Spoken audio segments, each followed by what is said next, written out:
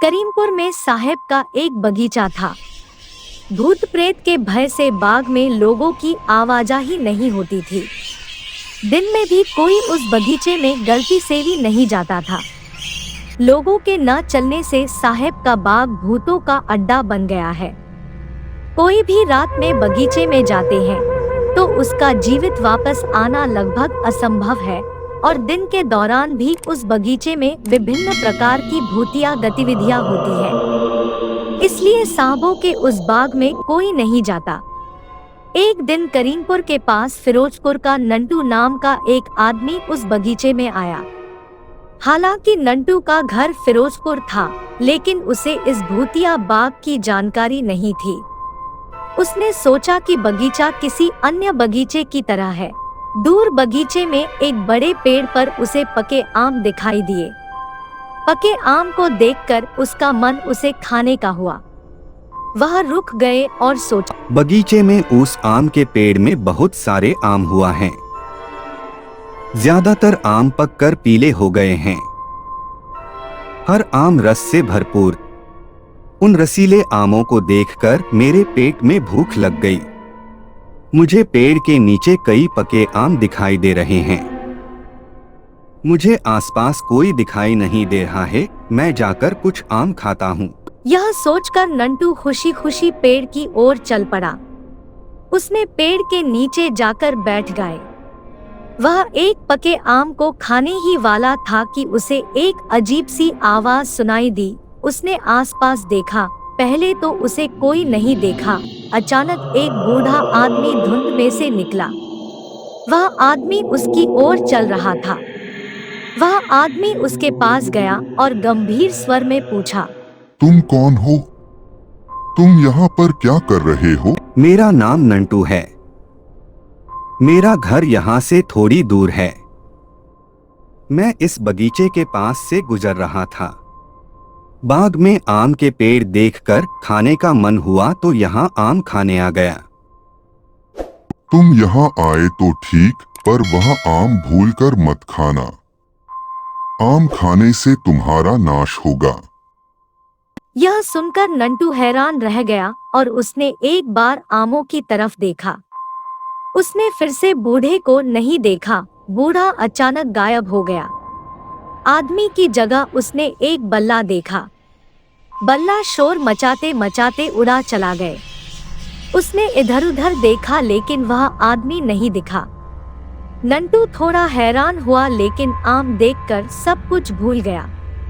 उसने आदमी की बात सुने बिना ही आम खाना शुरू कर दिया। उसने आम खाने के बाद सोचा, वाह, क्या खूबसूरत मीठा आम है। इतना मीठा आम खाकर पूरा पेट भर गया। अब पेड़ के नीचे थोड़ा आराम कर लेते हैं। यह सोचकर उसने थोड़ी दूर जाकर बैठे बैठे सो गया। अचानक तेज हवा और बिजली की आवाज से उसकी नींद टूट गई। जागने के बाद उसे कुछ दिखाई नहीं दिया। साफ आसमान, कहीं भी बादल नहीं, चारों ओर सन्नाटा। इससे पहले कि वह कुछ समझ पाता, उसे दूर से एक अजीब सी हंसी सुनाई दी। उसने इधर उधर देखा, लेकिन कुछ भी नहीं देखा। अचानक नांटू को जोर से और स्पष्ट भूतिया हंसी सुनाई दी। कुछ दूरी पर उन्होंने धुएं के एक कुंडल से एक भूत का आभास देखा। लंबे चेहरे वाला एक भूत। भूत का सिर नहीं बल्कि सींग है। नाक नहीं, कान नहीं बल्कि दो गोल लाल आंखें हैं। गाल नहीं बल्कि होंठ और दांत है। भूत उसे देखकर जोर से हंसने लगा। यह दृश्य देखकर नंटू बहुत डर गया। डर के मारे उसे कुछ समझ नहीं आ रहा था। वह सोचने लगा, नहीं, लगता है आम खाना ठीक नहीं हुआ। बूढ़े ने मुझे बिल्कुल माना किया था।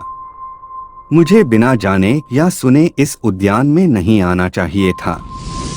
मुझे बूढ़े की बात सुननी चाहिए थी। तब मैं इस स्थिति में नहीं होता। अब मैं क्या करूं?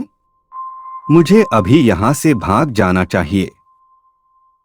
यही सोचकर वह आम के पेड़ के नीचे से उठ खड़ा हुआ, पर एक कदम भी न चल सका। अचानक सभी मरे हुए लोगों के हाथ जमीन से बाहर आ गए, यहाँ तक कि हाथ पेड़ों से भी निकल रहे थे। सब कुछ हड़पने की कोशिश कर रहे थे। वहीं कंकाल उसकी तरफ आने की कोशिश कर रहे हैं। बिजली बार बार चमक रहे थे। अपने आसपास के इस दृश्य को देखकर वह भय से कांपने लगा। तभी वह भयानक भूत उसके पास आया। भूत के पास आते ही उसके प्राण निकल गए। नंदू ने पहले विनम्रता से बोले, मुझसे एक गलती हुई है, मुझसे बहुत बड़ी गलती हुई है। मैं अपने जीवन में इतनी बड़ी गलती कभी नहीं करूँगा। मुझे माफ कर दो, मुझे आखिरी बार माफ कर दो, मुझे आज जाने दो। नंदू की बातें सुनकर भूत ने जोर से हंसे और फिर कहा,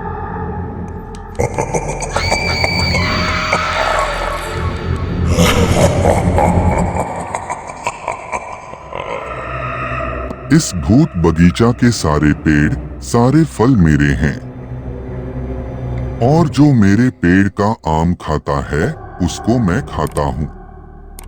थोड़ी देर पहले मैंने तुम्हें बूढ़ा बनकर सावधान किया था, लेकिन तुमने बूढ़े की बात नहीं मानी। अब तुम्हें इसका परिणाम भुगतना पड़ेगा। आज मैं तुम्हें कच्चा खाऊंगा। जब भूत नंटू को खाने ही वाला था कि बगीचे में कुत्तों का एक झुंड दौड़ता हुआ आया। कुत्तों को देख भूत अचानक पेड़ पर चला गया। नंटू इस मौके का फायदा उठाकर वहां से भाग गया। वह एक ही झटके में दौड़कर अपने घर पहुंच गया। घर पहुंचने पर उन्होंने हंपने लगे और खुद के लिए कसम खाई, अब से मैं हमेशा अपने बड़ों की बात मानूंगा और मैं गलती से भी उस भूत के बगीचे में कभी नहीं जाऊंगा। बिष्णुपुर के जमींदार के बगीचे से एक रास्ता गुजरता था और इस रास्ते पर एक भयानक भूत रहता था। सामान्य अवस्था में देखने पर भूत की बड़ी बड़ी गोल आंखें, चेहरे पर पतली लंबी दाढ़ी, सिर पर 2 सींग थे। देखने में डरावना लगता है। हालांकि भूत का कोई विशिष्ट रूप या आकार नहीं था, यह उसका एक विशेष गुण था। वह इच्छानुसार कोई भी राक्षसी रूप धारण कर सकता था।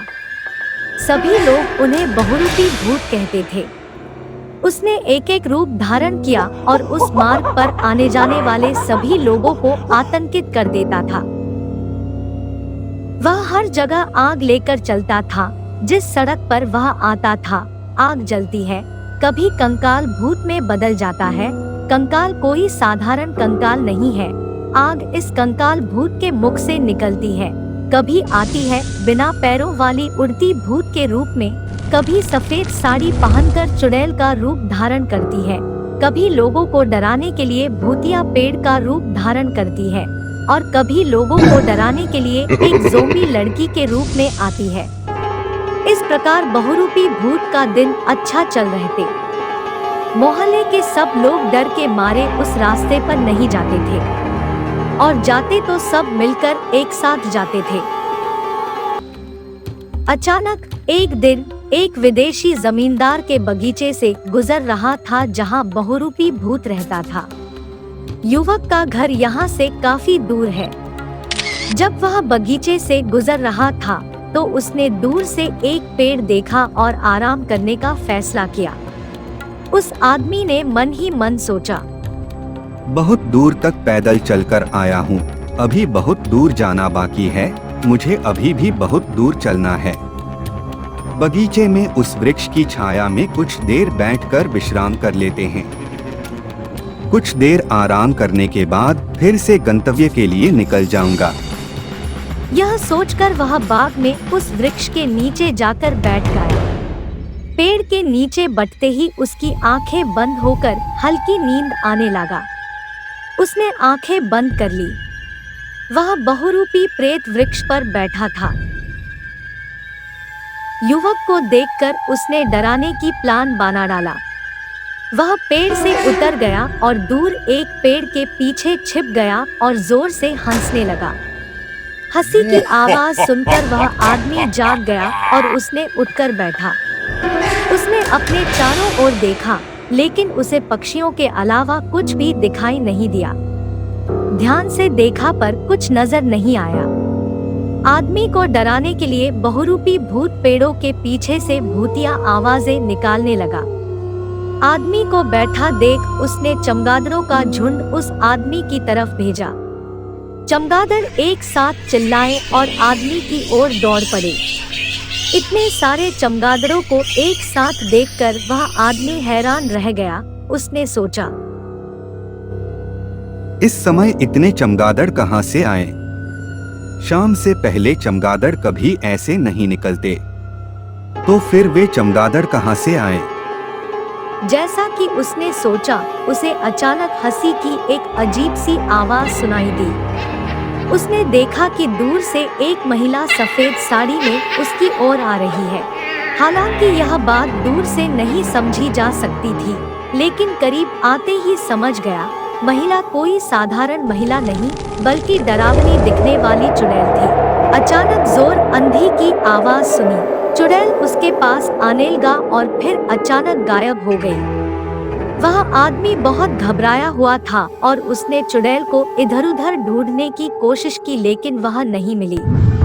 तेज धमाके की आवाज के साथ चुड़ैल की तलाश खत्म हुई। उसने जो देखा उस पर उसे विश्वास नहीं हुआ। उसने एक विशाल वृक्ष देखा। पेड़ आदमी की तरह उसकी ओर आ रहे थे। वृक्ष उसे पकड़ने के लिए हाथ बढ़ा रहा है।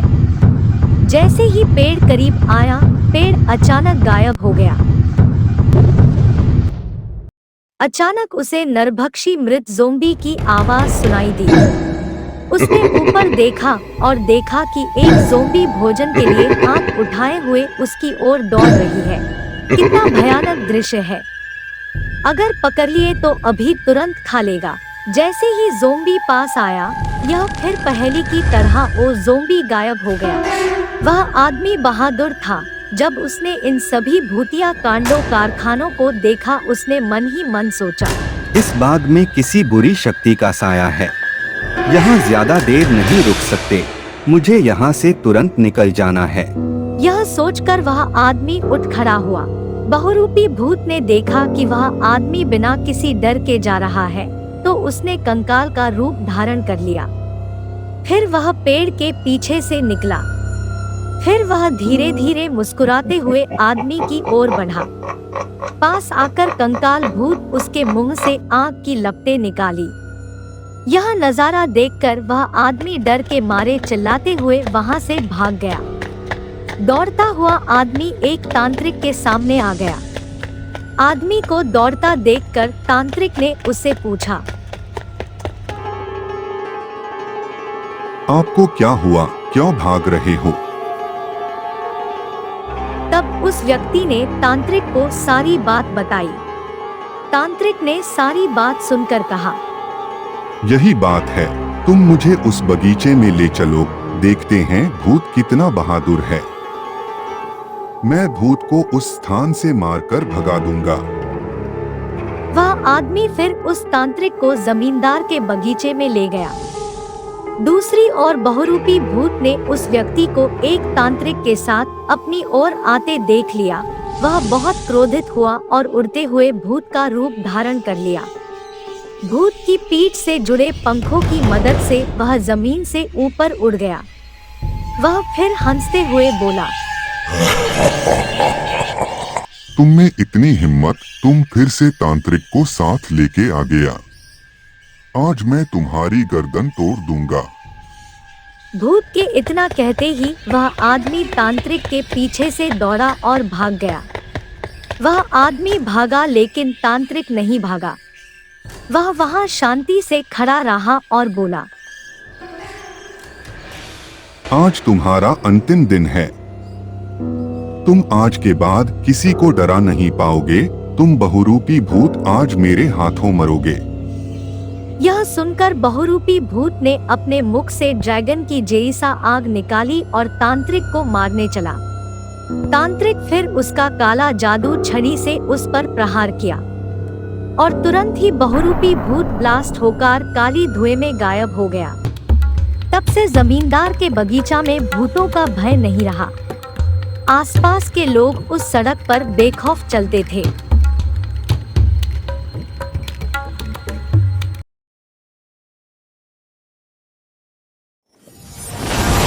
कुंतल नाम का एक लड़का पास के स्कूल में 7वीं कक्षा में पढ़ता था।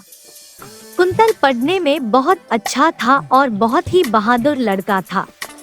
कुंतल पड़ोस के गांव में अपने माता पिता के साथ रहता था। कुंतल के घर में माता पिता के अलावा एक छोटी बहन भी थी। स्कूल के पूरे दिन के बाद वह घर लौटता है और थोड़ा आराम करता है और फिर घूमने निकल जाता है। कुंतल को अकेले घूमना पसंद है। उस दिन उनकी स्कूल छुट्टी था, इसलिए उन्होंने दोपहर में घर से निकलने का फैसला किया। उसने अपनी माँ को बताया, माँ, मेरी तबीयत ठीक नहीं है, मैं थोड़ी देर बाहर घूमकर आता हूँ। अभी शाम नहीं हुई पापा, शाम होने के बाद बाहर जाना। इसके अलावा आकाश की स्थिति भी ठीक नहीं है, चारों तरफ गुनगुनाहट का माहौल है। नहीं, मुझे घर पर बिल्कुल भी अच्छा नहीं लग रहा है। मैं अभी बाहर जा रहा हूँ, मैं थोड़ी देर में वापस आऊँगा। तब वह घूमने के लिए घर से निकल गया। कुंतल खेल का मैदान पार करके सबसे पहले नदी के किनारे आया।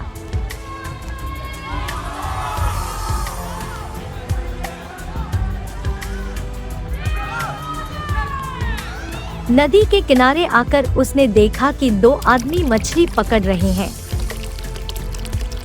उनमें से एक खड़ा था और दूसरा बैठकर नदी से मछली पकड़ रहा था। नदी के किनारे एक बड़ी बेंच थी। कुंतल कुछ देर तक नदी तट के उस स्थान पर उनका मछली पकड़ते देखता रहा। कुछ देर मछली पकड़ने को देखने के बाद वह चला गया।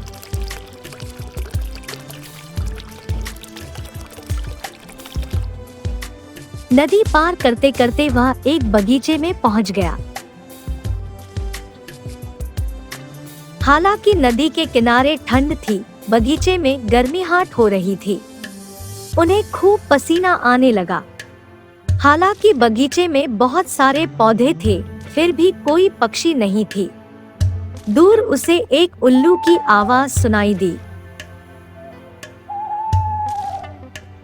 अचानक बगीचे की एक झाड़ी से चमगादड़ों का झुंड उसकी ओर चहकते हुए उड़ गया। इतने सारे चमगादड़ों को एक साथ देखकर वह थोड़ा डर गया और रुक गए। उसने फिर से दूर से उल्लू की पुकार सुनी और उसके बाद भेड़िए की चीख। उसने खड़े होकर अपने चारों ओर देखा, लेकिन उसे कोई उल्लू या कोई जानवर दिखाई नहीं दिया। वह साफ समझ गया था कि सारी आवाजें उस झाड़ी से आ रही है। उसने सोचा, मुझे आसपास कोई दिखाई नहीं दे रहा है। मुझे लगता है कि बगीचे में झाड़ियां सभी गोलमाल की जड़ हैं। करीब जाकर देखे कि झाड़ी के अंदर क्या है। यह सोचकर वह झाड़ी की ओर बढ़ा। अचानक उसे एक भयानक चीख सुनाई दी। अभी वह 2 कदम ही चला था, तभी जमीन से थोड़ा ऊपर भूतनी हंसी देते हुए एक भूत प्रकट हुआ। वह डर गया और पीछे हट गया। वह वहां से भागना चाहता था, पर वह एक कदम भी न चल सका। उसके ठीक पीछे एक भूतिया पेड़ था। एक मरे हुए आदमी का हाथ पेड़ से निकला और उसे पीछे से पकड़ लिया। कुंतल ने अपनी पूरी ताकत से भागने की कोशिश की, लेकिन अपनी जगह से हिल भी नहीं पाया। बेबस होकर उसने भूत को डर के मारे देखा।